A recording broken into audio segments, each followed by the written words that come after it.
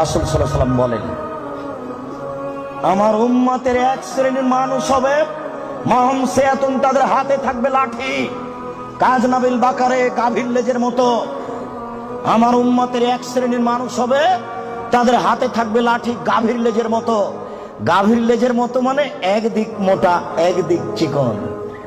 গাভীর লেজের মতো মানে একদিক মোটা একদিক চিকন। আমার উম্মতের এক শ্রেণীর মানুষ হবে তাদের হাতে থাকবে লাঠি গাভীর লেজের মতো। এজরে মুনাফিহা, তারা তা দিয়ে মানুষকে মারবে। এই ছেলে, তুমি ঢাকা বিশ্ববিদ্যালয়ে ভর্তি হয়েছো, তোমাকে দেখছি তুমি লাঠি নিয়ে ছুটে যাচ্ছ, তোমার আগে আগে কিছু লোক পালিয়ে চলে যাচ্ছে, তোমার হাতে লাঠি কাপুরুষ। তুমি এখানে কি বিদ্যা শিক্ষা অর্জন করতে এসেছো? তুমি চোর, তুমি ডাকাত, তুমি শয়তান। তোমার ভিতরে কি বিদ্যা রয়েছে? তোমাকে যদি আমি মূর্খ প্রমাণ করতে না পারি, আমি জাতির সামনে বক্তব্য দেব না। তোমার হাতের কান লাঠি, তুমি বলো।